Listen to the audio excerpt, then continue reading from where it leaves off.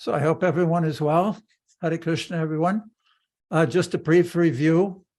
This is the third week that we're concentrating and focusing on Srila Prabhupada's lectures that he presented during November and December of 1974 in Bombay, following exactly the texts of chapter 25, where Lord Kapila Dev is explaining to his mother, Devahuti, the glories of devotional service.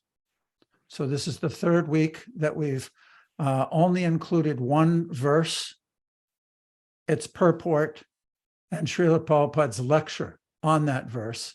And for those of you who are listening regularly to those verses, to those lectures, you can see how Srila Prabhupada is progressing along with Lord Kapila Dev in his theme of developing the importance, the supremacy, and the glories of devotional service. So let us go to the texts and begin with our review of this week's lessons. This is January 2023, lessons 7 and 8. Brief review, because this will introduce the verses we're studying. Again, this is chapter 25, the glories of devotional service. This week we'll be doing 41 and 42, but this verse 40 has a nice intro which explains or connects to the next verses we'll read. Thus the devotee who worships me, the all-pervading Lord of the universe, in unflinching devotional service, gives up all aspirations to be promoted to the heavenly planets or to become happy in this world with wealth, children, cattle, home, or anything in relationship with the body. I take him to the other side of birth and death. Purport by Srila Prabhupada. The ordinary common living entity after death is transferred to the womb of another mother, according to his karma or activities, to take another type of body. But as far as the devotee is concerned, he is at once transferred to the spiritual world in association with the Lord. That is the Lord's special mercy. And especially bolded here, it says, how it is possible is explained in the following verses. Because he is all-powerful, the Lord can do anything and everything. He can excuse sinful reactions. He can immediately transfer a person to Vaikuntha Loka.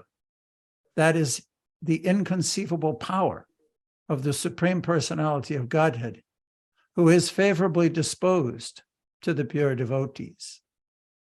So Samapriya, you want to choose our readers? Yes, Hare Krishna, everyone, welcome. We have one more week left only for listening to Prabhupada's lectures on these verses. It's certainly a very profound experience for all of us. So we'll start with this text here with Manvantara. Would you like to read for us? And we won't have any commenting on this because this is the verse that Prabhupada will be speaking upon. Text 41. The terrible fear of birth and death can never be forsaken by anyone who resort to any shelter other than myself, for I am the Almighty Lord, the Supreme Personality of Godhead, the original source of all creation, and also the Supreme Soul of all souls. Purport. It is indicated herein that the cycle of birth and death cannot be stopped unless one is a pure devotee of the Supreme Lord. It is said, Ahrim Vinana Mritim Taranti. One cannot surpass the cycle of birth and death unless one is favored by the Supreme Personality of Godhead. The same concept is confirmed herewith. One may take to the system of understanding the absolute truth by one's own imperfect sensory speculation, or one may try to realize the self by the mystic yoga process. But whatever one may do, unless one comes to the point of surrendering to the Supreme Personality of Godhead, no process can give him liberation. One may ask if this means that those who are undergoing so much penance and austerity by strictly following the rules and regulations are endeavoring in vain? The answer is given by Srimad Bhagavatam, Canto 10, Chapter 2, Text 32. Ye anye aravindaksha vimukta maniha. Lord Brahma and other demigods prayed to the Lord when Krishna was in the womb of Devaki. My dear lotus-eyed Lord, there are persons who are puffed up with thought that they have become liberated or one with God or have become God. But in spite of thinking in such a puffed up way, their intelligence is not laudable. They are less intelligent, unquote. Okay. Okay, thank you. Sham Govinda, would you like to continue reading the rest of this purport? And then both of you, as well as someone else, I guess I'll select too. If you have anything, any comments to give on the first part of Prabhupada's lecture, then please keep that in mind because we're not commenting on the purport. Okay, go ahead, Sham. The Bhagavatam says that because non-devotees neglect the transcendental loving service of the lotus feet of the personality of Godhead, their intelligence is not sufficient, and therefore these persons fall down. The living entity must have some activity. If he does not engage in the activity of transcendental service, he must fall down to material activity. As soon as one falls down to material activity, there is no rescue from the cycle of birth and death. It is stated here by Lord Kapila, without my mercy, nan yatra mad bhagavataha. The Lord is stated here to be Bhagavan, the Supreme Personality of Godhead, indicating that he is full of all opulences and is therefore perfectly complete to deliver one from the cycle of birth and death. He is also called Pradhana because he is the Supreme. Okay, Just now we're going to hear one slight edit or correction. He's perfectly competent. Oh, good. It means that he can do it, and certainly he can. Just to be clear. Thank you. Yeah. Okay. Okay, so Sham Govinda and Manvantara, you pay attention to this first part of Prabhupada's lecture, and then we can ask you to comment on that after. Okay.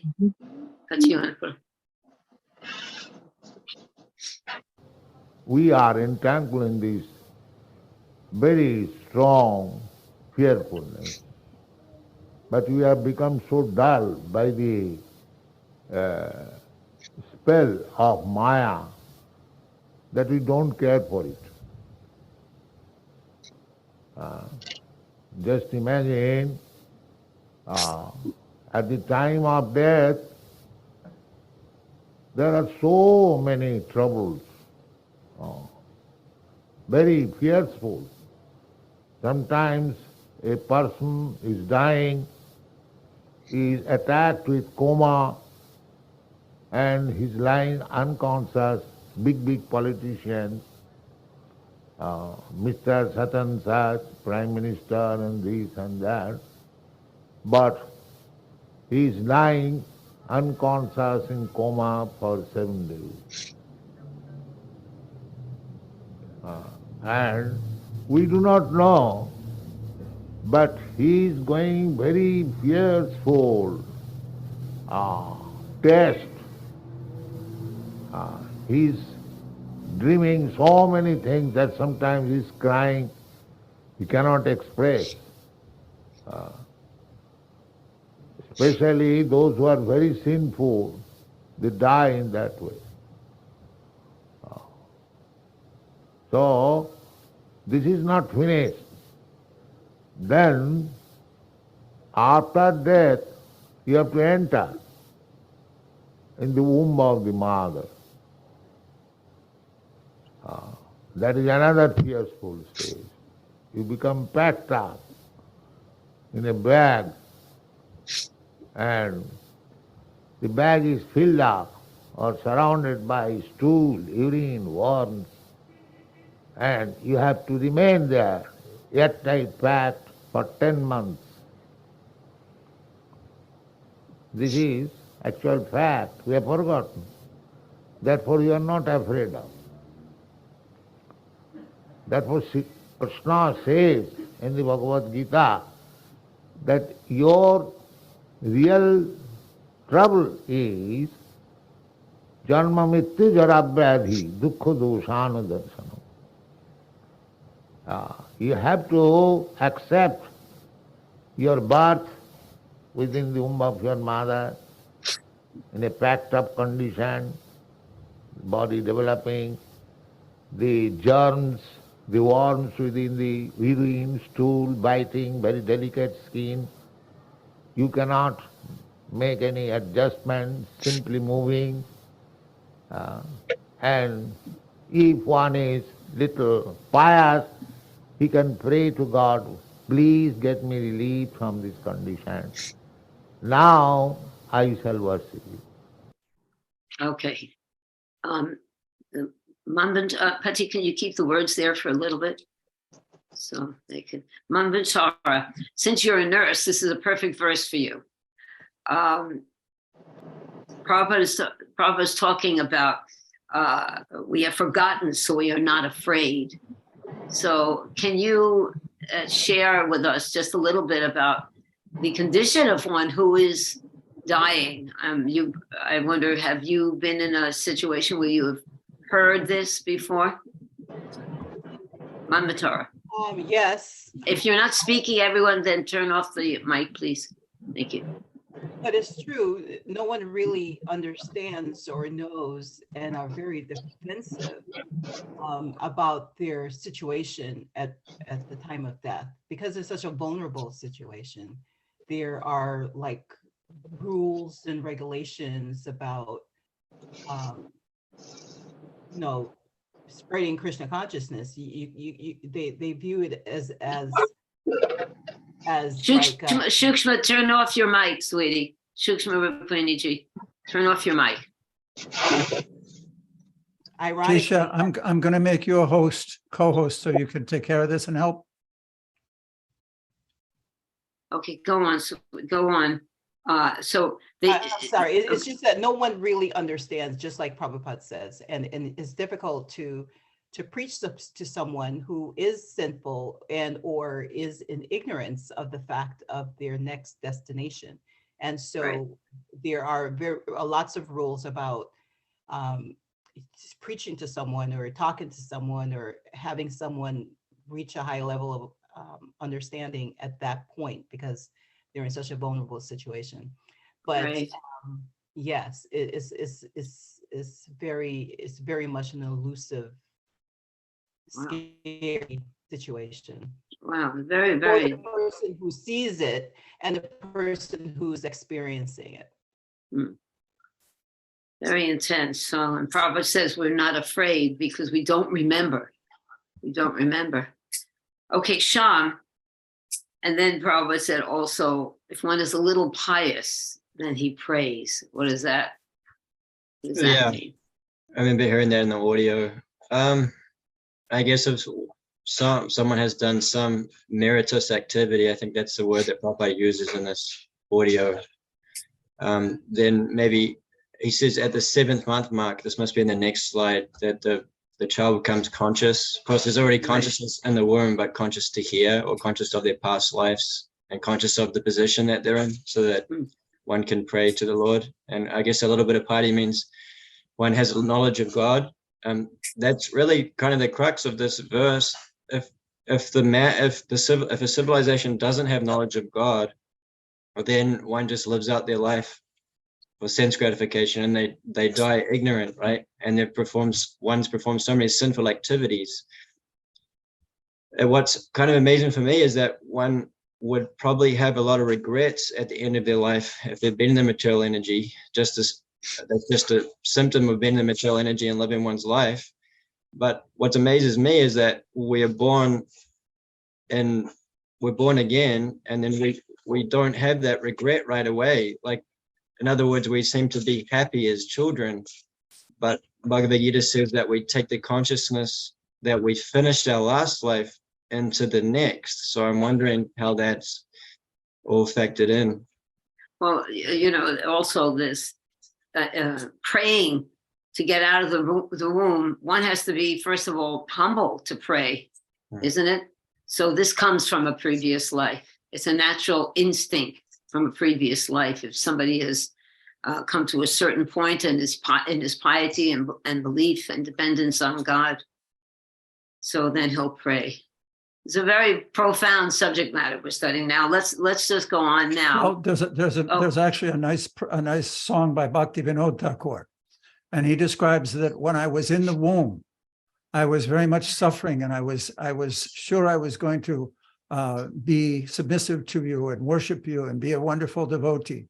But as soon as I came out of the womb, everybody was patting me and saying how nice and beautiful I was, and showering their love on me. And gradually I became so affected and conditioned by my new situation. I thought I was, the cynosure of everyone's eyes. I started to love and experience things in this world and became diverted. So that's actually what happens to the consciousness at the time of birth. When the person finally comes out of the womb again, immediately their senses are awakened. They're experiencing a complete diversion from what they were experiencing when they were in their previous just moments before, and their whole world changes and they become absorbed in that new environment and forget. And that's actually what let's go back, and then I'll go on to the next one, Sam. I just want to reiterate what's going on here. He says, the terrible fear of birth and death can never be forsaken by anyone who resorts to any shelter other than myself. He's pointing out the remedy. You have to surrender unto God, the supreme personality of Godhead. No one else in any sphere or realm can assist you in becoming free. Only him, and of course his representatives. But he is the one that does it. No lightweight subject matter. Thank you, Patti. Okay, so we'll go on now, hearing Srila Prabhupada's next part of the purport. Jai Shri, my darling Jai Shri, we'd like to hear your realizations at the end of this one, okay? Welcome back, Jai Shri. Haribol. Oh, Haribol, thank you. Okay. So these things have to pass. And again, disease, again old age, and again death, and again birth. This is Bhayang Tibram. But we have become, by the spell of Maya, by illusion, we are thinking, now we are making very much progress. What progress you have made? Have you stopped birth, death, old age and disease? These troubles are awaiting. Janma mrityu jara vyadhi dukkha doshan dasa. You should always think that I am waiting for the miserable condition. It is already miserable condition. Even in living time, there are threefold misery. Even you sit down peacefully, then the mosquito will bite you, bugs will bite you, and you will get some letter from some enemy. So even if you cannot sit down peacefully, if you think, I am sitting at my home very peacefully, so many things will disturb you, one after another. That is called Tibram, Bhayang Tibram. But you are so bold that you are not afraid of. There is foolishness. If we become overboard, don't care for these things, that is foolishness. Mudha. Therefore they are called mudhas. He is awaiting so many troubles in birth, death, old age and disease. Therefore the atheist class, they want to forget this. They think that there is no life after death. Just like I have given several times example, the rabbit, when there is some enemy, it will immediately kill him, and he closes the eyes so that there is no enemy. So similarly, we have become so foolish about this birth, cycle of birth and death, and we do not ever think that how to get out of this birth and death and threefold misery of this material world. That means the whole subject matter of suffering is this material body. Because we are accepting this body, therefore there are so many troubles. Therefore the solution is how to stop this acceptance of material body again and again. That is intelligence. That is intelligence. That you cannot get by material adjustment, by your so-called scientific education, advancement of civilization. It is not possible. Therefore here it is said, Nannatra mad bhagavata pradhana puruseshara. Without coming under my shelter, there is no possibility. Oh, okay. Jayashree, Prabhupada referred, I think it would be easier if we keep the words so we can refer to it. Tivram. This was a big one. Tivram, intense fear. And then, so can you say something about what Prabhupada talked about, intense fear? Is my mic on? Yeah.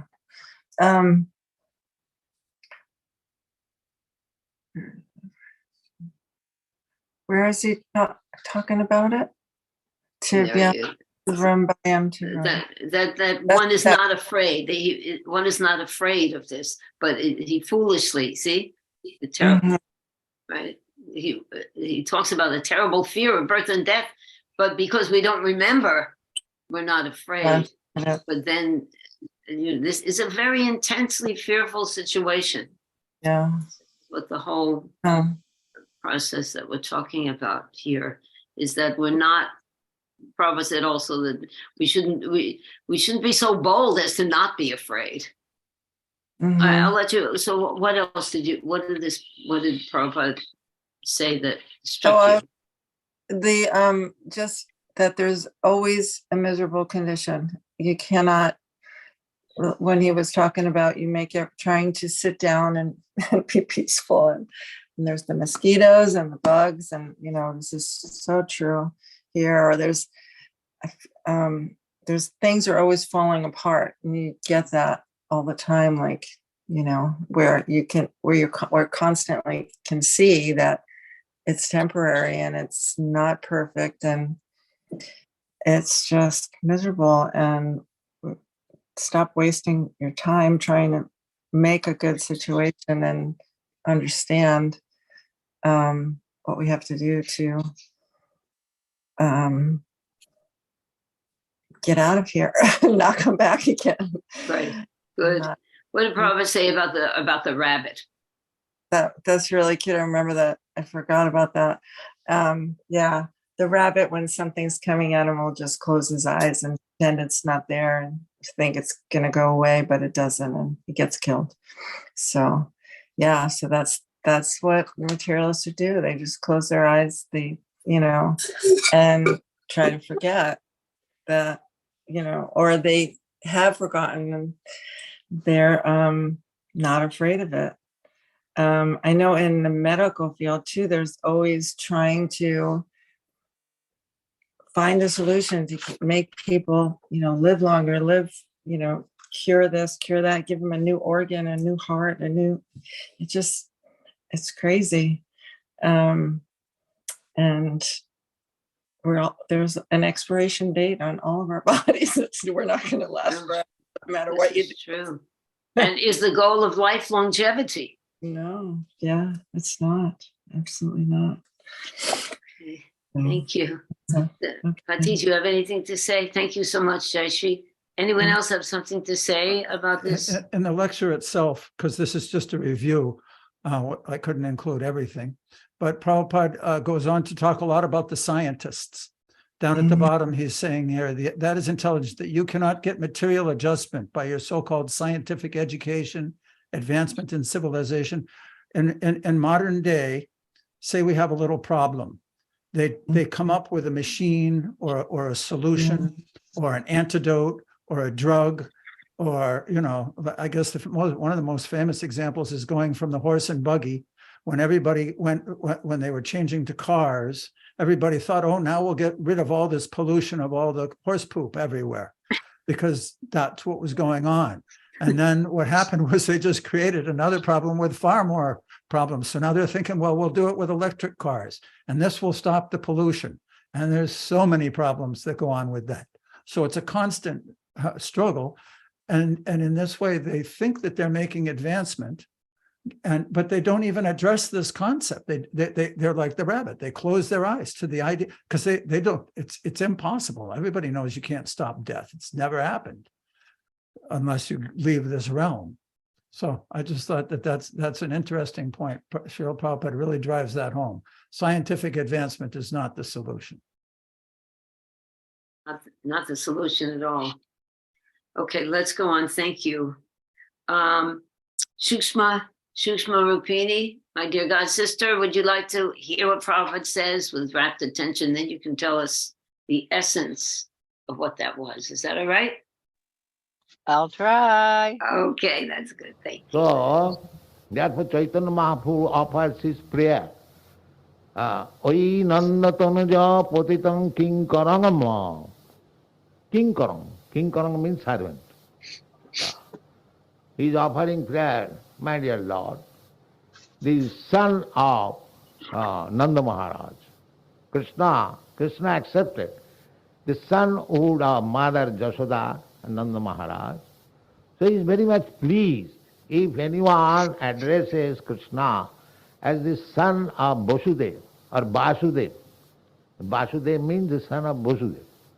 And if someone addresses him Jasodanandan, Brajajana Ranjan, he is very happy. Because when you address Krishna in relationship with pure devotee, he is very happy. Therefore he addressed Jasodanandana, Nandanandana, Vasudeva Nandana, Radhika Ramana, like that.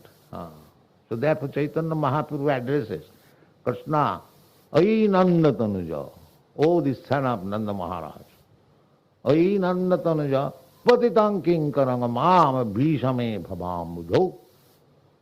Now I am your eternal servant.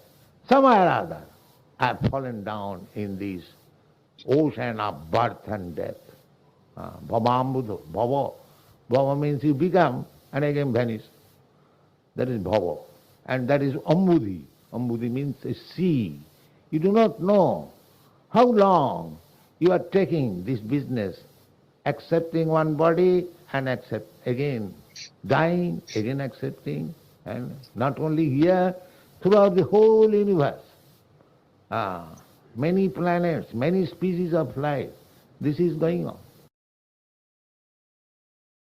Shukshma, Prabhupada is talking about how Krishna likes to be addressed. Did you get that? Put on your sound, Shukshma. We can't hear you. Shukshma Rupini, Tisha, you want to help her? Unmute yourself.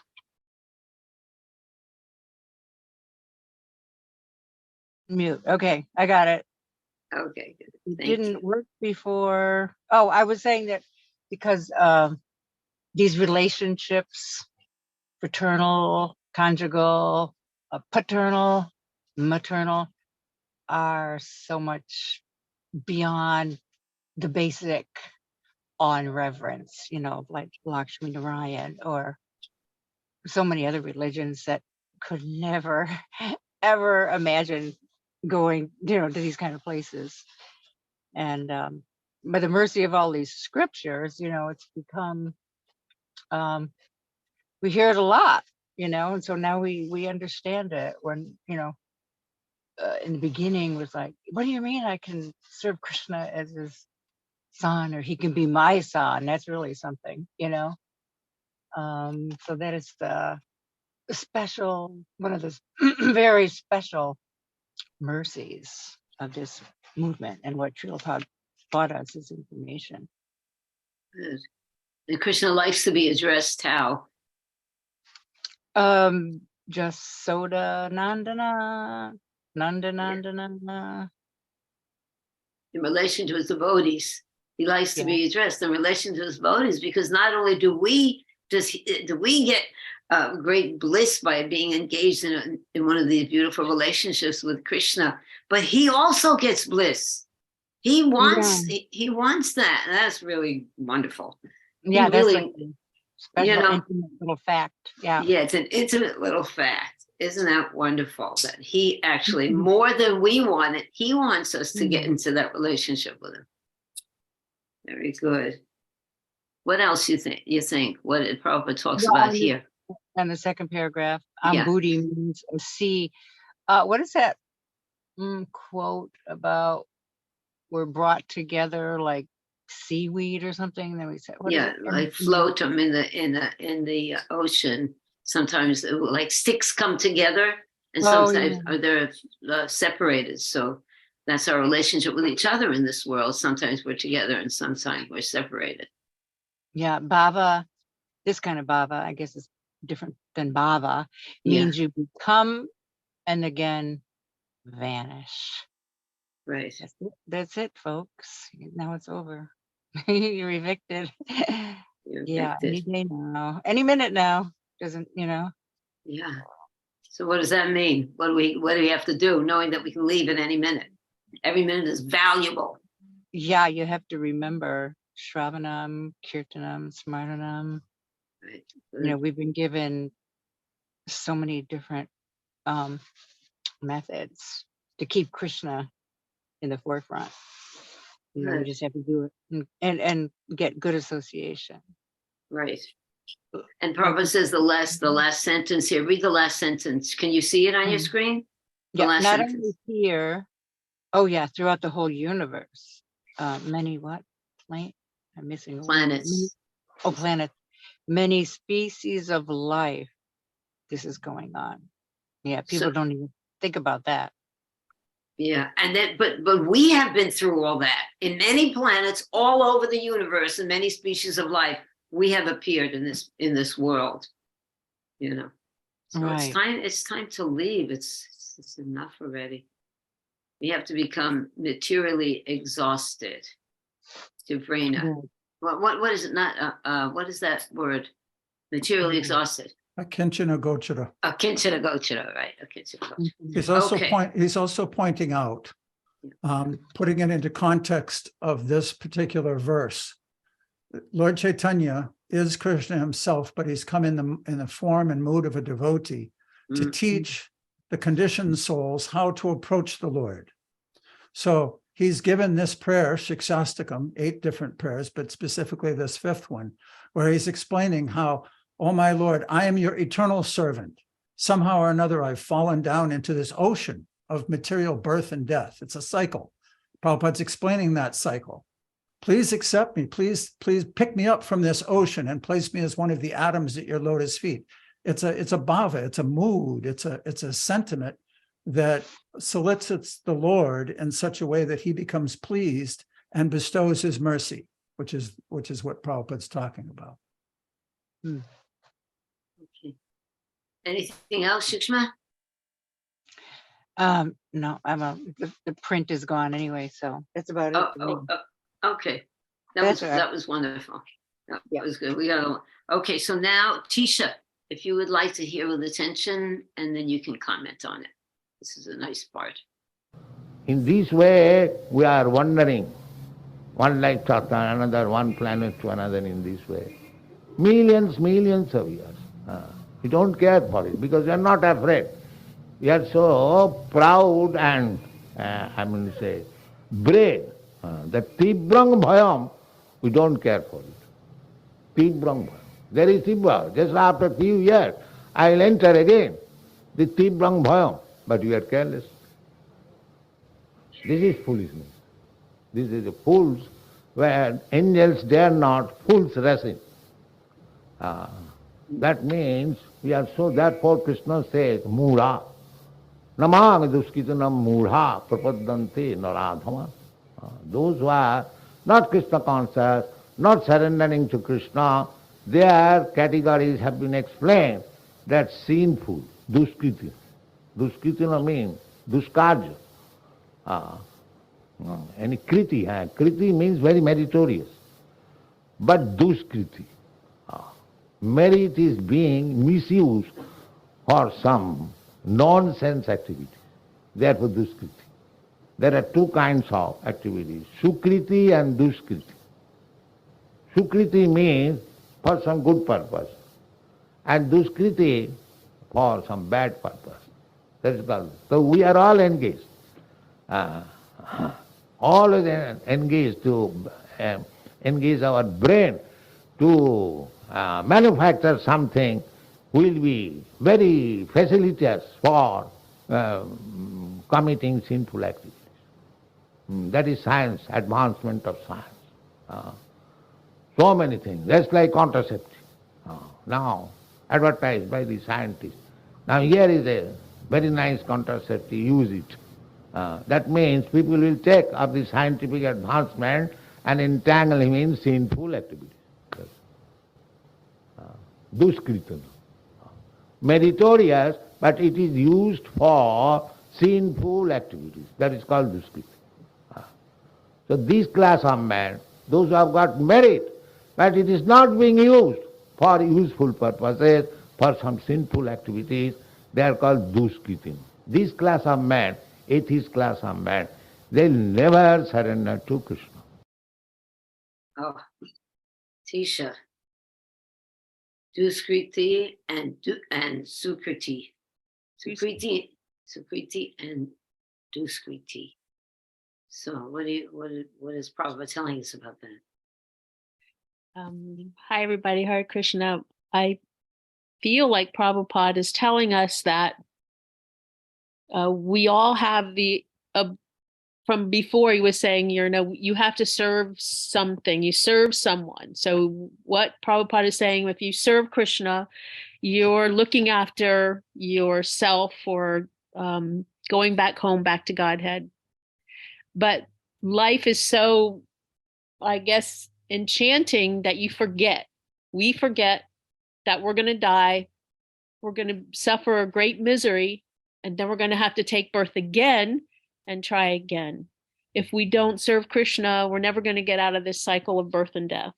And people in the material world, scientists are inventing new things, how to make yourself happier, how to solve every problem you might experience, remove every pain you have, make everything so beautiful. All material advancements. And material advancements are not getting us back home, back to Godhead. Somehow, don't be like the rabbit and close your eyes. Open your eyes and serve Krishna. And I guess what Prabhupada is saying is there's some people that are so entangled in material life, material advancement, that they will never, I think he says they will never surrender to Krishna. And that kind of was bothering me a little bit, that at some point, right, won't they surrender to Krishna? Well, we do have free will, and we get it's very significant in this section. Prabhupada is talking about the meritorious activities. That means they have so much going for them, so much education, so much depth of knowledge in the material world, but they're creating contraceptive. They're using all of that knowledge to get more entangled in material sinful reaction. So if we continue to do like that and reject Krishna and don't become servant of Krishna, accepting a humble attitude about everything, then there will be birth and death as long as that does not go on. But in the first verse we read, we can be taken to the other side of birth and death. We follow this process. So there is always free will. And when Prabhupada says never surrender, they are burying themselves in an enormous pile of sinful reaction, and they don't want to hear about Krishna. So that has to be there because there's free will. It's a sad situation. That's why the Bodhi comes to just try to wake up the conditioned soul. Hare Krishna. It's a sad plight, but we have to do the best we can to help others and to also release ourselves. Premanandaji, can you listen to this one? And Yes, thank Mataji. you. That was a great description and realization of what Prabhupada was saying, Tisha. Really, that was beautiful. Thank you. Okay, Premananda. Namang After this. Diskitana Mudha, Prapadanti. Mudha, they do not understand that he has to face so much trouble in birth and death and old age, and he has no knowledge how to stop it. Therefore they are Mudha, rascal. Namang Duskitana Mudha Prapadanti Naradha. And lowest of the human mind, human brain can understand that I am suffering. But because he is not understanding, therefore he is the lowest of the humankind, Naradhama.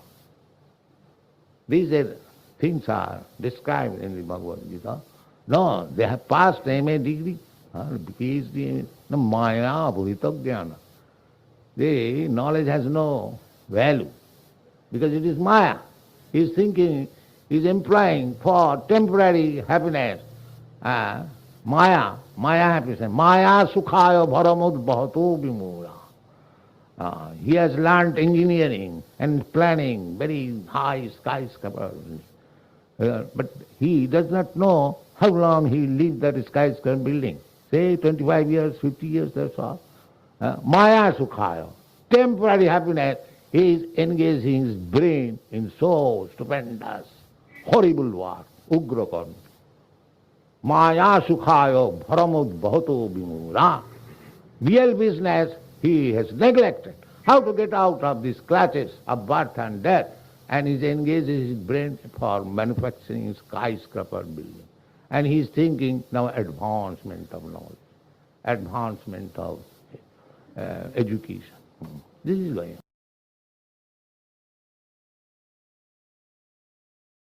Unmute, Sama. Okay, here, Prabhupada, starting his attack. Premananda. Yes, so this is the sorry state of modern civilization. We have become so, I would say, we started to believe that all this modern advancement will give us a reprieve from all the sufferings and birth and death.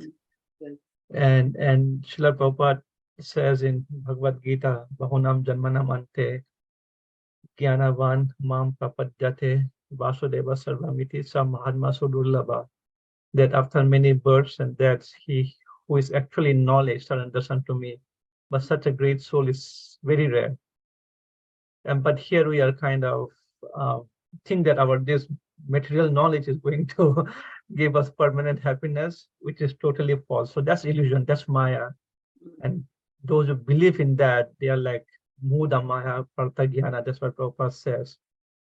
So that's why, to Mother Tisha's question, whether they will ever surrender to Krishna, they will once they come to that platform where they really get that knowledge, the difference between material knowledge and transcendental knowledge. Once they get to that point, I hope they will exercise their free will and surrender to Krishna. But without that, there's just no hope. So when I hear Srila Prabhupada, this particular segment of this lecture, I see the loving nature of Srila Prabhupada, not the chastisement part of Srila Prabhupada. He's as a very concerned father. He's saying, when will these people wake up? How long are they going to suffer? I really want them to wake up and then see reality, but they are not. They are not really exercising the intelligence in the right direction. So I see a concerned father's pain for all the suffering humanity. I don't see as Srila Prabhupada scolding the rascals. The next one, it's coming up. It's coming up.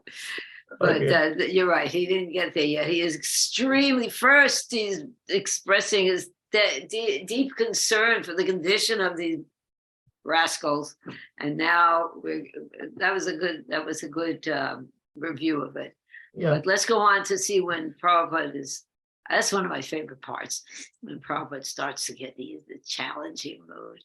Okay, let's go on with unless Patiji, you have something to add to this? Just that this last slide is a very short one, and it reiterates what Premananda was just saying about Srila Prabhupada. You can hear that he's gone into this mood of how suffering they are, and therefore he says, therefore we're doing what we can.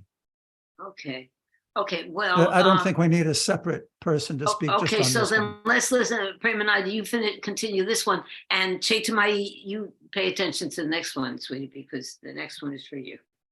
Therefore, if we want to save ourselves from the fearful condition of this material life, then we must take shelter of the Supreme Personality of Godhead. That is the verdict of the all Shastras, and Krishna comes for this purpose, and Krishna's devotees work day and night for this purpose, and that is called Krishna consciousness movement. Thank you very much. Okay. Oh my God, just continuing along the same lines you were speaking, Premananda. Yeah.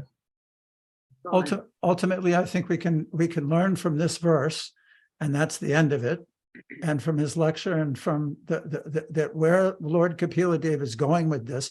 If you remember the review verse that I said in the beginning, he said, I take him to the other side of birth and death. And in the purport, Srila Prabhupada said this will be explained how he can do this in the following verse. In Bhagavad Gita, if for those who are listening to these lectures, how many times Srila Prabhupada is quoting Sarvadaman Parityaja Mamekam Saranam Braja. Over and over and over again, he's quoting this verse, Mamekam Saranam Braja, you surrender to me, surrender to me. So without that, these people, they're surrender. He gives the example of the architect or the engineers or the people who's building the skyscraper or the SpaceX or the Tesla or the Microsoft, whatever they're totally absorbing their minds, their intelligence, their wealth, their resources. They're living their whole lives totally absorbed in very meritorious activities, creating wonderful gadgets and devices and things, all for sinful activities. People use them for sinful progress. It's like being on a train going really faster and faster and faster in the wrong direction. And then laying off the same people who built all this. They're what? Laying off the same people. So there yes. is mass layoff, right? All of them are laying off like thousands of people. So ungrateful. Right. And then those people suffer. And then back to Tisha's question, won't they ever surrender? Not when they think they're enjoying. If this world were such that it was always play and enjoy and have a good time, no one would ever think of surrendering to God. Why would they?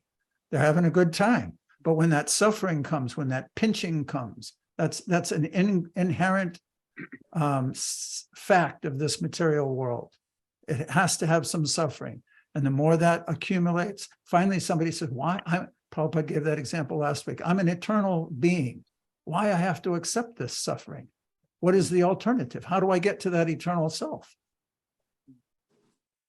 Thank you. And Premananda, what you were talking about Prabhupada's alluding to Prabhupada's great compassion and beautiful. mercy and his desire to help the conditioned soul to the point of tears. He expended all of his energy. Why did he do that till his last breath? Such selfless service to Krishna. So it behooves us to take this up. Yes? Can I share something in just a couple of minutes? So yesterday was Yes. Sri Advaita Acharya's appearance day, Yes. right? And in the temple, we were talking about different pastimes of Sri Advaita Acharya. And one of the devotees brought up this pastime about Srila Prabhupada, that before he came to US, he would go to Shantipur in Advaita Ashram, and very, very sweet pastime. He would sit at the back. That was when he was a grihastha, I think, not even a sannyas. In the beginning, in the 40s and 50s, he would sit back quietly and chant the holy name. And the pujari would notice him, but they would never talk because Srila Prabhupada was always quite in solitude and always deep absorbed in bhajan. He would not disturb. And then it went on for many years. And then for many years, he did not see Srila Prabhupada. And then in the 60s, I think 65 or 64, he again saw Srila Prabhupada, but this time he was in a saffron sannyasi dress. And then the Pujari recognized Srila Prabhupada. And then they spoke, and Srila Prabhupada says, oh, I've come here after many, many years. I'm going to the US in a very short time. I'm going to Calcutta tomorrow, and then I'll go to US.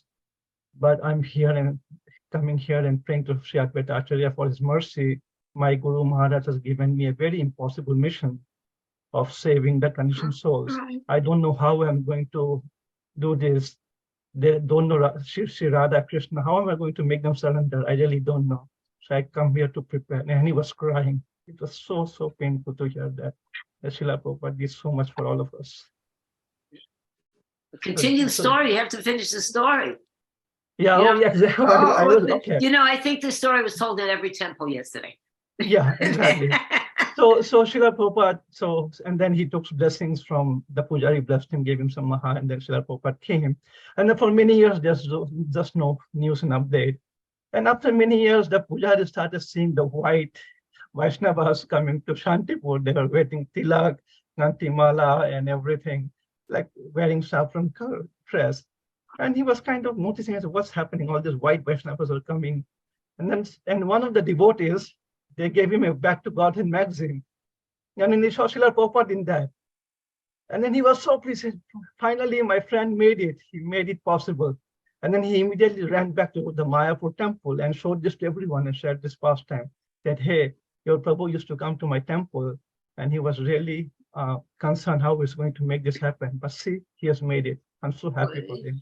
And also he said, where is he? I know this person. Where is he? Where is he? And then they said that he left his body. He left us. That's such a sweet wow, this is a Vaishnav story. This is remember that, boy. Thank you, Premananda. That was wonderful. Thank you.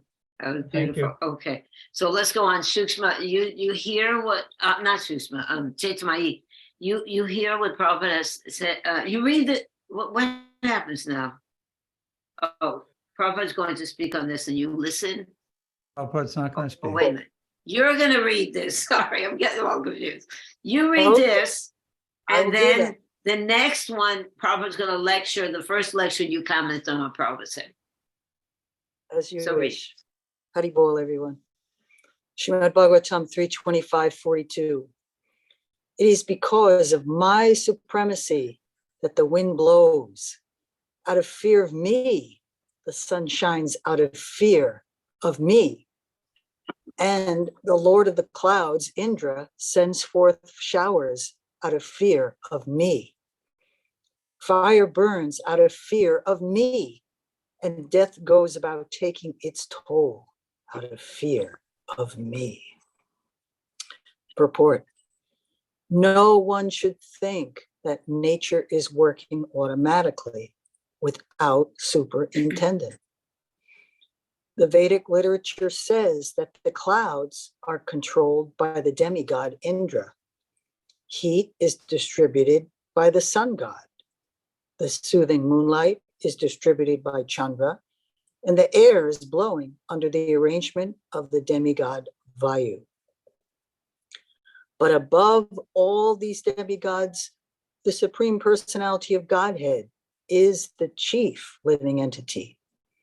Nityo Nityanam Chaitanas Chaitananam, Kata Upanishad 2:13. The demigods are also ordinary living entities, but due to their faithfulness, their devotional service attitude, they have been promoted to such posts. These different demigods or directors, such as Chandra, Varuna, and Vayu, are called Adhikari Devata. The demigods are departmental heads.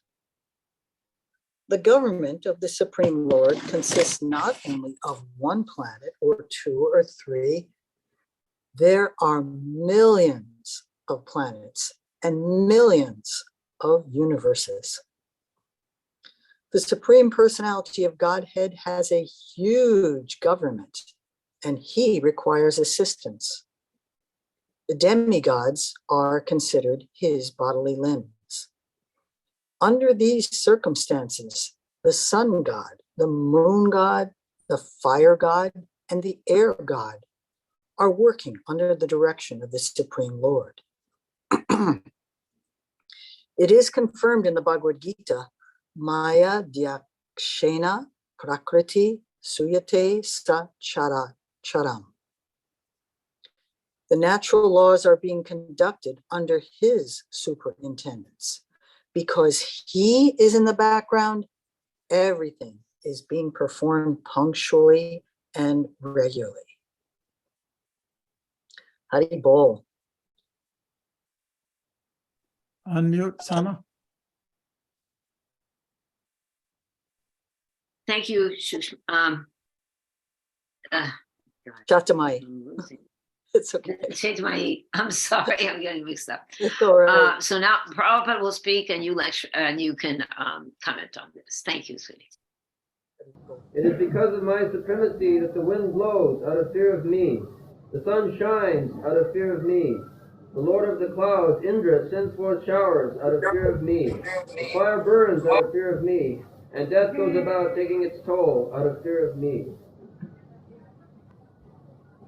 Madhvayat bhati bhatoyam sujjastapati madhvayat varsati indra dahati agni mrittuscharati madhvayat. The ultimate. Mrittuscharati madhvayat. So, bhaya means fearfulness. Vayang dityabhi niveshatasya. In the previous verse, the Lord Kapil Dev said that if anyone wants to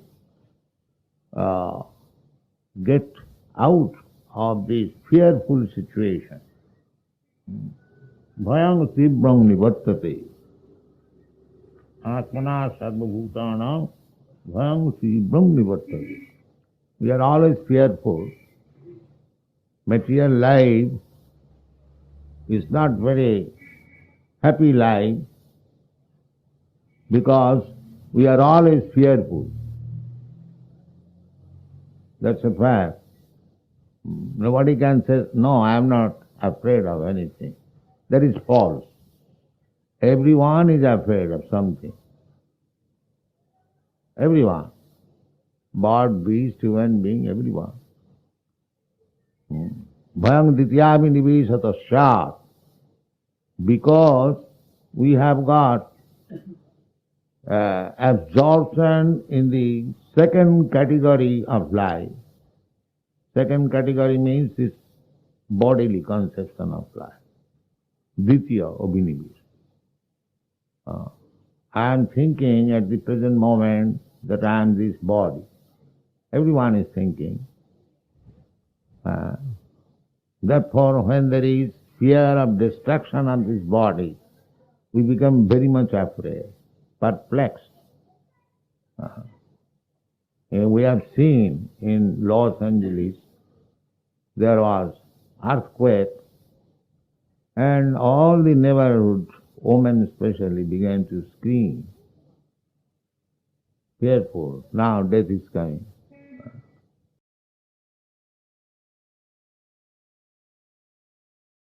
Unmute, Sama.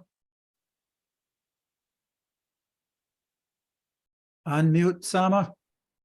Trying to, oh, there, sorry. So material life is not happy because we are fearful at every moment. How could it possibly be happy? Shukshma, what does Prabhupada have to say here? Chatamai. Hari Bol. What the heck's wrong with me that I'm calling you Shukshma Rukmini? I'm so That's sorry. okay. Shade We're all my- family, that's why. Okay. So many children, I don't know what to get mixed up. Okay, sweetie. No worries, no Tell worries. us. This is describing that the underlying mood here in the material world is being unsettled. We are unsettled, we are unhappy, we are disturbed, right? In that verse, we are lazy, misguided, unlucky, and above all, disturbed. Right. and we're disturbed because the whole thing is subject to annihilation at any moment. And yet we invest in finding things in relationship to our bodies that we can supposedly count on, our homes, our family, our investments, our wealth. But underneath, just scratch the surface and you find that everybody across the board is fearful. So there's only one way out of it, is to know that, to understand without any doubts that we don't belong here. And this is against our nature. We're fish out of water. And we need to do something about it. And if we don't, things are not going to proceed smoothly, just naturally down the path. We're going to get implicated for more birth, disease, old age, and death. But the seduction is all around us and nobody wants to talk about it. Everyone wants to talk about how their lives are, just a little more time, my life is going to get better with a little more money or a bigger house. But no, it never pans out for anybody. So we need to face it head on and come to terms. And Lord Kapila Dev is saying over and over, look, I'm your shelter. You can count on me. I'm the one thing that's, as Drew was saying, competent. I'm the only one who's competent enough to pull you out of this. And then a pure devotee has a pure devotee think and feel. Pure devotee does not want anything from the Lord. He doesn't want anything. He just wants service. He wants service. He doesn't want go on. And if we do want that one thing, whatever it is, we're going to come back. Oh God, Prabhupada said that. If we have a desire for a sweet ball at the time of death, oh no, Hare Krishna, what a waste. Krishna's kind also. We don't have to worry. Okay, we have two questions. Let's thank you, Chaitamayi, my darling, and please forgive me for mixing you up with the other great exalted devotees. So that's not such a bad thing, right? Okay, Madhurya, would you like to say something? And then Tisha. Well, I just had a comment that, we've heard this verse many times, and we always talk about people being God-fearing people. And so what struck me was this time reading it was that, Prabhupada was talking about that in fear of Krishna, so many things happen in the material world. But I was thinking, well, a lot of these people that he's talking about, like Indra and etc., Chandra, they're actually devotees. So why not in love of Krishna that they're doing this instead of in fear of him? Okay, so at the end of that of the lecture, Prabhupada is actually saying, instead of in fear, the wind is blowing and the rain is coming and all of these things are happening. He is, if you listen carefully, he says, on the direction of Krishna, these things are happening, on the direction. Yeah. So we can, we could, before, unfortunately, we have to be fearful before we can fall in love with Krishna. We have to understand that this is not a good alternative here. If we select this one, it is a fearful situation that we have by choice put ourselves into this situation. Okay, let's say by choice perpetuating ourselves in this situation. Well, I guess for devotees, I would think that at some point we're doing things out of love, not because of fear. So,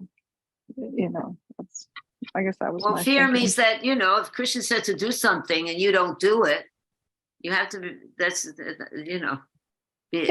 do it. Then he says, do it, I'm going to wreck your whole. So, God-fearing is better than nothing. And sometimes we need a little fire under us. We do. Sometimes, we're not always twinkly eyes and in love, it's just, this is serious stuff. We're covered up with the modes of nature at every moment. Even on the last, Prabhupada tells that story about this man who, the king, his minister said, bring your young daughter. There is a dying man. I want to show you something.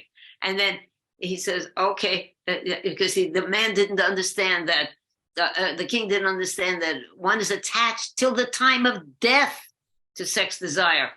So then He brings in, and he said, bring your young daughter. So both the king of the whole country and the young daughter are standing in front of this man who's dying. Can you imagine meeting the king? You imagine if Prabhupada is standing there, more than a king, and the young girl is there, and your eyes go to the young girl, and then he proved his point. It's almost beyond our control. The moles of material. Our only shelter is help me. I have no control. Please control me, Krishna. Control me means, okay, I'll act out of fear of you. The whole thing is based on love, but Krishna, sometimes he has to use the fear element. Everything that we're reading is perfect. It's up to us to understand it. Tisha, is that all right, Madhurya? Madhurya, you Yeah, still thanks. there? Okay, I'm a whippersnapper today. Go on, Tisha. No, I just wanted to say how much I appreciated the forum.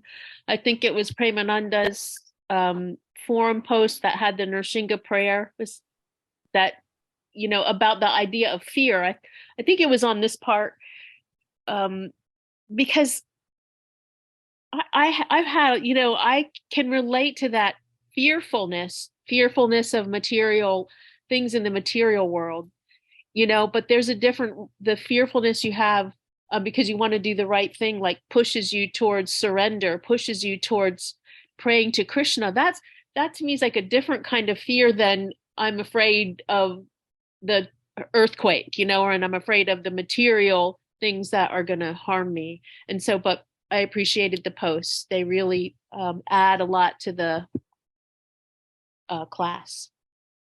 Thank you. Yes. Thank I you. agree. Very good. Thank you again, Premananda and Tisha. Okay, let's go on now. Before we go, Sam, I just want to sorry. point out one other aspect. All that has been said, accepted, appreciated, but what Lord Kapila Dev, another aspect of what he's presenting here is that whatever you see isn't what you see just on face value. Behind it, I'm there. Because he's trying to make a point to her in the overall presentation that he's presenting to her, that devotional service to him is in the living entity's best interest, and developing love for him comes by that devotional service. So there's an overall theme that he's developing and building upon. And this idea that material nature is working by itself, which most people do believe, or at least a lot of them in Kali Yuga on earth, believe that this is all just going on.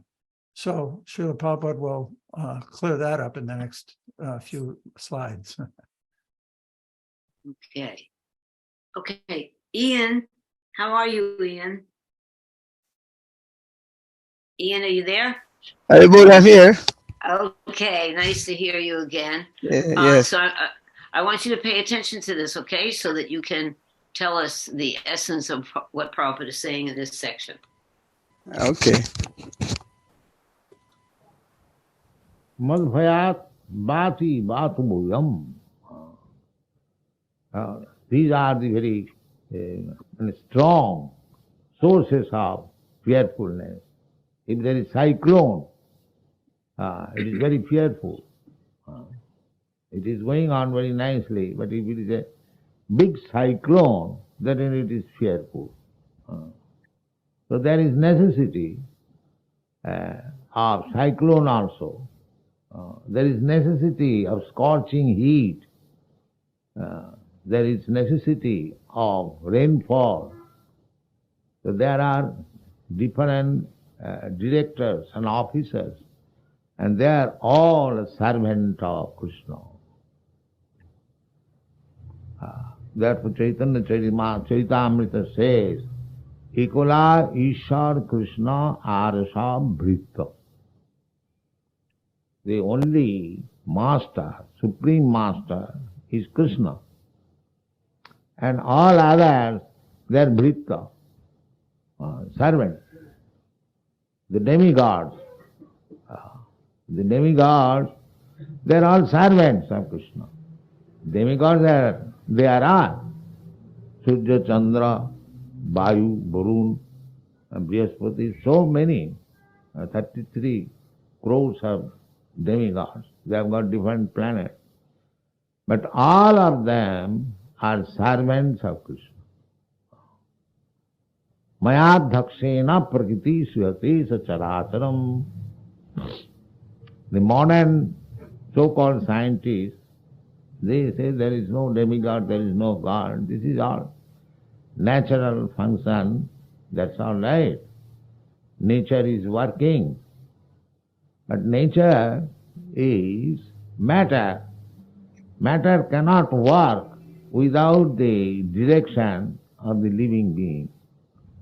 You cannot say matter works independently. That is not possible. Okay. So what Prabhupada saying interesting things in this little section, Ian, about the necessity of natural disasters. So what do you get out of this? I was just thinking that nowadays we talk about climate change. Right. Yes, and we were saying, I was thinking, so necessity of cyclone, rainfall, scorching heat, and and so on and so forth. Interestingly, saying that there are persons who are deputed to oversee, they are directors, all of these things. But those directors are servants. So Krishna is the only master. That is interesting. But in some countries they are into worshiping demigods as the all in all, not realizing that the demigods are just servants of Krishna.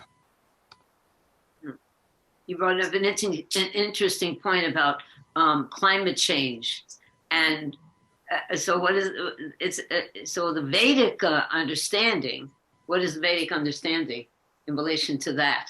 That Prabhupada says these natural disasters, these are necessary. Not well, you can say disasters like cyclones and tornadoes and tsunamis. And we consider that disaster and global warming and all of that. So what can you say about that? Well, it should be a reminder that this place is not somewhere for us to stay, because there are always going to be disasters. It's to remind us too that is not a cozy place, I suppose. It's not a cozy so they're place. coming to remind us. That's also to remind us, but aside from reminding us, it's actually necessary for the evolution of the earth. Just like a gross example would be, you have to, every day you go to the bathroom, you have to take care of nature's call, you have to eat, these things happen in the body to preserve it. So sometimes there's natural disasters, just like if there's a cyclone, the wind, Krishna says, and purifies, I am the wind. So these natural disasters, the global warming, the melting glaciers, it's not because of anything that we're doing on Earth. Krishna has ordered this for the evolution of the whole universe. Things go on that appear to be natural disasters to us teeny little beings on Earth, but they're part of the functionings of the universe to maintain. That's a side point, but I thought that's where you're going. So remember the cycle of creation, maintenance, and destruction too. Yeah, that's maintenance there. Yes. Okay. Anyone else on that one, or we'll just go on because we are almost finished. Gopa Patni, my dear god sister, are you with us? Haribo. Good. So but Gopa, how you the please material listen. nature is working? Chayeva Jassa Vibhatti Bhuvanani Durga. The material nature is working just like shadow. Shadow. If you have got this real hand and there is shadow, if you move your hand, the shadow of the hand also moves. Similarly, this material nature is working in touch with the spirit soul. It's like big pilot is flying in the sky.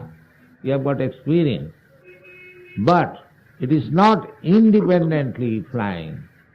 There is the pilot. He is pushing the button. and it is flying. A big car, big machine, big factory, without touch of spiritual task, there is no question of moving. We have got this practical experience. Where is the evidence that without the touch of spirit soul, that machine is moving? Is there any evidence? Then how we can say that without God, the whole universe is moving? There is no evidence. We have no such experience. Then how you can say that without the direction of God, the material nature can move? There is no such experience. And from the evidences of Shastra, here it is said, the wind is blowing, the water is moving, the sun is giving scorching heat, everything, all under the direction of the Supreme Personality of God. Not only that direction, but it is said, bhayat. Bhayat means if the respective directors or agent of different material elements, if they do not work properly, then he is punished as the master punishes the servant. Okay. So, Gopapani, I would like you to talk about this. And Madhurya, here's Prabhupada referring to the same point that we were talking about before about fear. Let's see what Gopa has to say about this. Gopaji? Okay, Prabhupada's he's talking about how is material nature working, and then he gives the example of the hand, you have a real hand, and it has a shadow and it's moving. And material nature is in touch with the spirit soul, and then he gives the example of the plane. The plane's just not flying through the air, it's a big machine, but behind it is a person. And then you're saying big car, big train, big, without the spiritual touch, there's nothing there. Where's the evidence, Prabhupada's saying? Where's the evidence without the spirit soul that anything in the material nature can move? So without God, the whole universe is moving. I mean, the universe is not moving without the direction of God. Right. There's no such experience. Everything, all under the direction of God. Vaya means all directors do not work properly, or the master punishes. Like, so, if you're working a job and you don't do your job right, well, then your boss is going to get on you. That's true. Well, did you hear what Madhurya said before? She said, how come it doesn't say with love? The demigods are employing their service with love, but he said with fear. It says in Bhagavatam with fear. That disturbed her. What do you think about that? Actually, personally, yeah, it kind of this whole section kind of threw me for a loop too. Is in the aspect of the fear. Why are they in fear? Of why do they do it out of fear instead of out of what? Are the demigods pure devotees? Yeah, they're pure devotees, but sometimes there's reverence to the Lord. That's my understanding. Pati, what do you think about that? It seems to be bewildering some people. Yeah, I don't think the demigods are pure devotees. They're prakrita devotees. They're materialistic. They're very much attached to their enjoyment. They're servants. They're in fantastically powerful positions, but we see that most of them are not pure devotees. Otherwise, they wouldn't act the way they do sometimes. And they're constantly changing posts also. People going up, coming down, moving around like that. But they're attached to their people serving them, offering to them, as we learned with Indra, when the residents of Vrindavan didn't offer him his yearly offerings, he became furious and sent the clouds of Samvartaka to destroy them. Of course, it's partly Leela, but it also shows their nature. And that is to excluding the Guna avatars, Lord Shiva and Of course. and Lord Brahma. So that's a whole different category of demigod, not even Right, considered. there are 33 million demigods. In charge of everything we do, our eyes blinking even, so you don't want them to go on strike.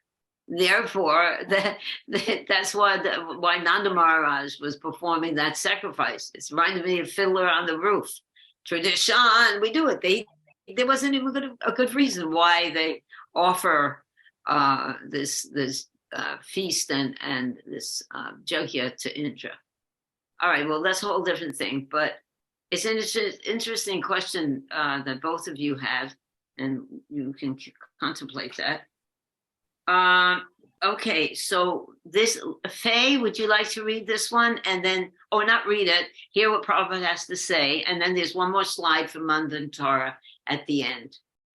So let's listen to what Prabhupada says here, ending this. So everyone is servant. Everyone is servant. You do not, you can perform yoga for ordinarily, but if you be simply under the shelter of Krishna, you do not require to perform different demigod yogas, deva yoga. That is not required.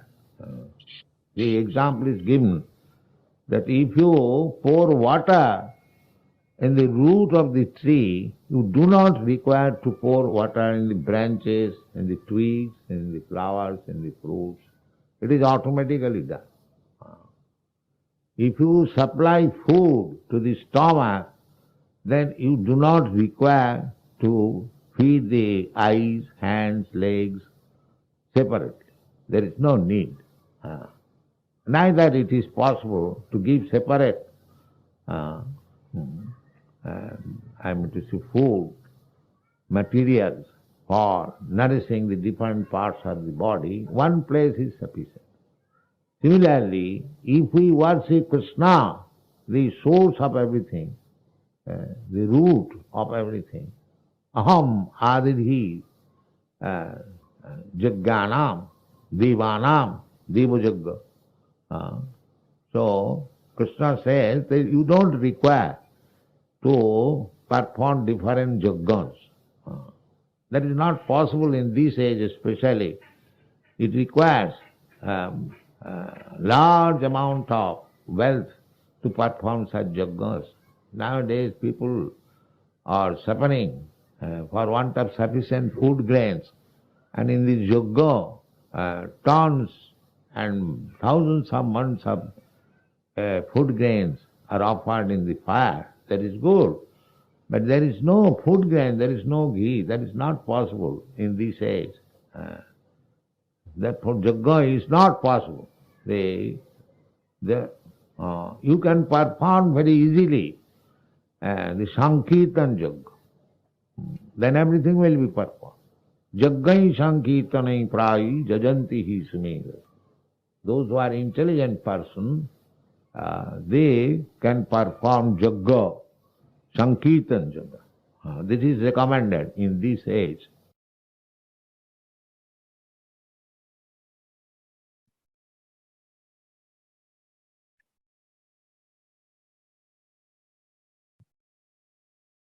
Sama, you're muted again. Sama, you're muted. Yeah, I'm sorry. Prabhupada's sitting there amongst all the hippies, and he's saying the most intelligent people will take to this. I guess it was all the old hippies. Okay, why don't you tell us what else is Prabhupada saying here, Faye, if you would? Yes, Hare Krishna Mataji. Referencing just a tiny bit back to where our discussion began. The verse out of fear, this happens, that happens. I substituted the word out of respect, out of deep and abiding respect for Krishna. the demigods are sort of more or less held in line and held to task. They're doing their jobs. In managing sacrifices, if we think back much earlier in Srimad Bhagavatam to Lord Yudhisthira's enormous sacrifice that he made as emperor of the world, the Pandavas were hard pressed to find enough gold and all kinds of things that were necessary for this very auspicious sacrifice offering. Today, we have the most kind and benevolent gift from Lord Krishna, and that is the yajna, the type of sacrifice that we can implement and do is so simple and so easy, and that's the recitation of the Mahamantra. So we have lots of disturbances. We have the miseries, 3 miseries caused by our own body and mind, miseries inflicted by others, miseries that, yes, from the demigods doing their jobs with torrential rains and everything else. But if we can keep our balance and remain equipoised in our love and service for Krishna, we're on target with the Mahamantra. That's the sacrifice that's required. The demigods don't need us to do all these auspicious things for them. Srila Prabhupada kindly said, the example of watering the tree. We don't put water on the leaves, we water the root. Another example he gave in his audio was food. When we eat, we don't have to specifically digest the food for our hands or our eyes. The food is digested and utilized by the entire material body. So we're very blessed in that we have an easy and loving and wonderfully fun to do sacrifice, yajna, and that is the Mahamantra. Good. Excellent. Do Perfect. you sometimes sing and play with that piano behind you? Yes. You play Hare Krishna?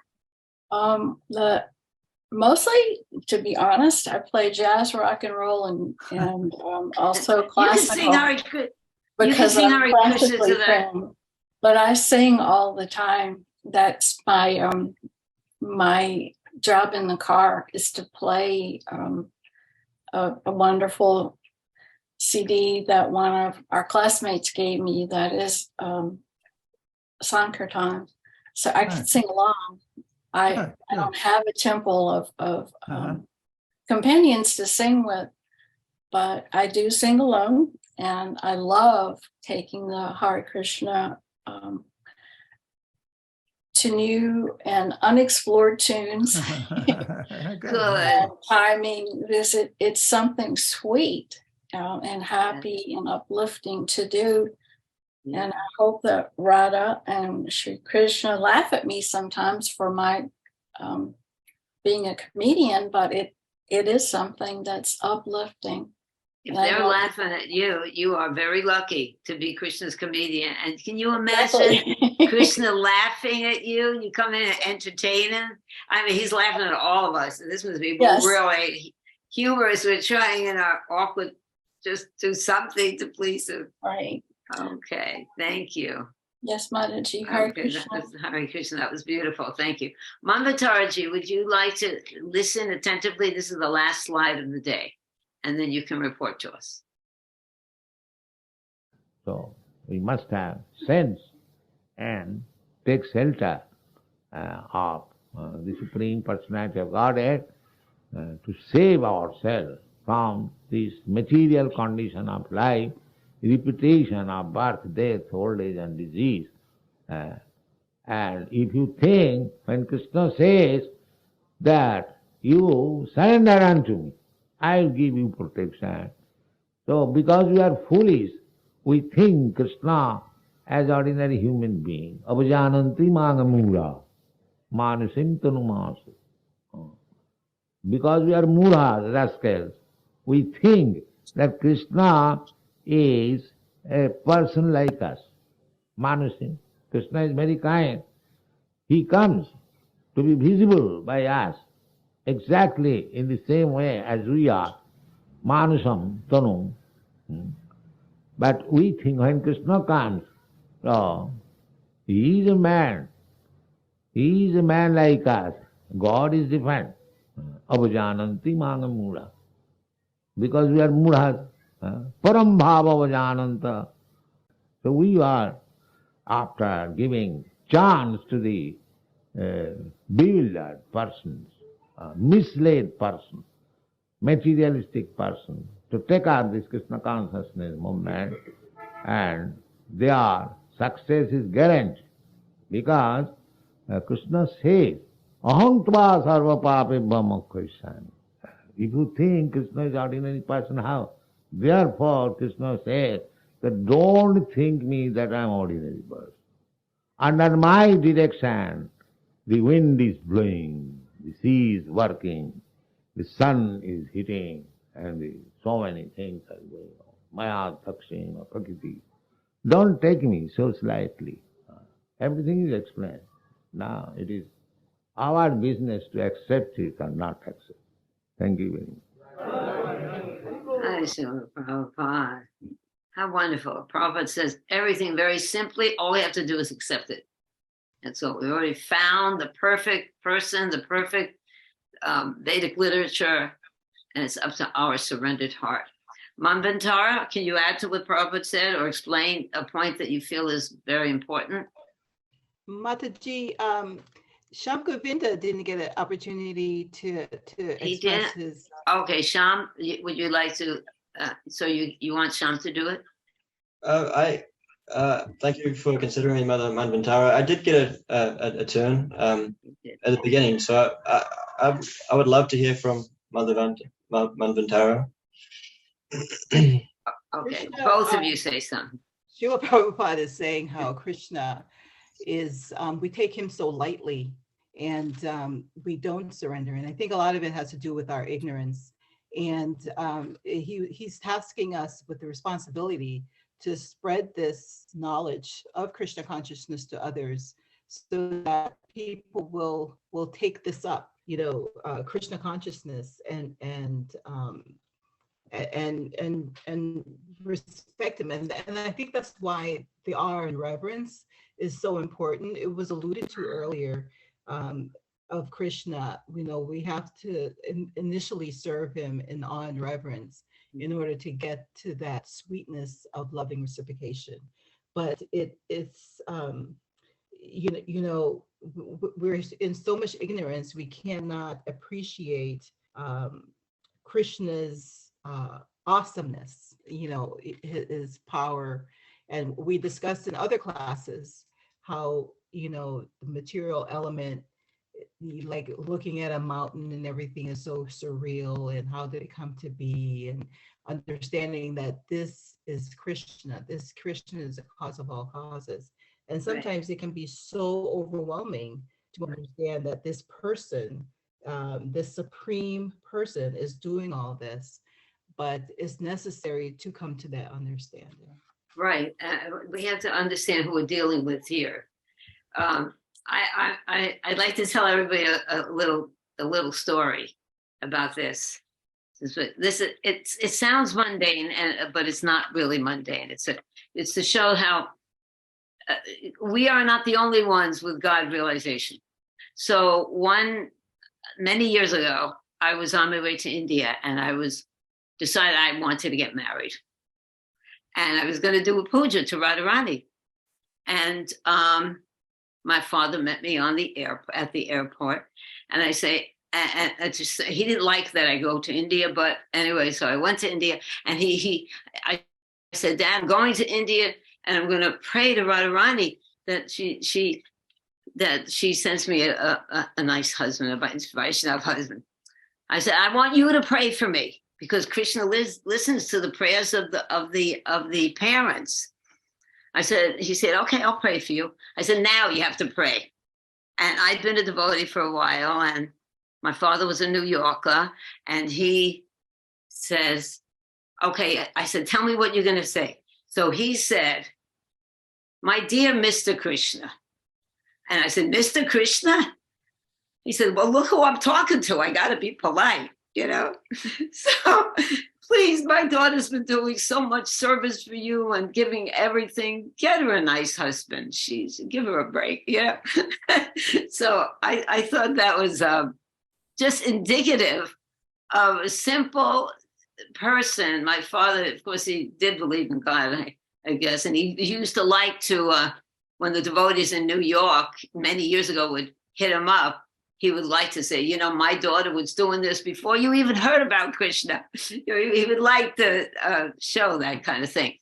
But just to show that we're not dealing with an ordinary person here. If we're a little fearful, that's okay. He's God after all.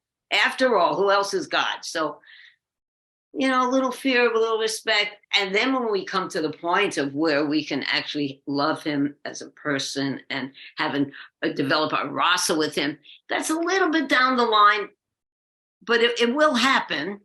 But first we have to know who we're dealing with. That's all. I thought it was interesting to remember that. Okay. So thank you very much. Anyone else have something to add to this? Ian, do you want to say something? Yeah, I was just thinking about the fear factor. Oh. Out of fears, I'm just thinking after the cities are injured and trying to destroy, you know, Vrindavan and inhabitants, it became fearful, saying, wow, what have I done? So it seemed that the fear factor will be there, you know, in terms of doing your duties, because you're at the workplace and you do your job, but there's always some element of it. If I don't do it properly, I might be demoted, I might be even fired, and it's something that I've been trying for a long time. So the fear factor is there in a sense that it keeps you in check. It keeps you, what to speak of, it's God. Yeah, yes. Better you come to the platform that you want to do things before, but they, you know, even Mother Yasoda, when she saw it in Krishna's mouth, she got fearful. What is this? You know, is this my child? No. And she's doing all kinds of pujas to, you know, she's not knowing that Krishna was her child. But, you know, fear is not a bad element. There's fear in knowledge. That's an interesting point. Yeah. And thank you, Ian. Anyone else? Premananda or Chaitamayi? Everyone satisfied in Lord Nityananda's appearance that he's coming, so we're all in ecstasy, and we can pray to Lord Nityananda because he is very, very merciful, and we are very happy that he is going to bless us on Thursday. Thank you, everyone.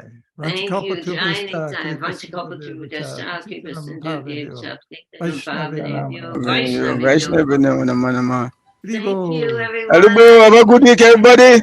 Hare Krishna. Hare Krishna.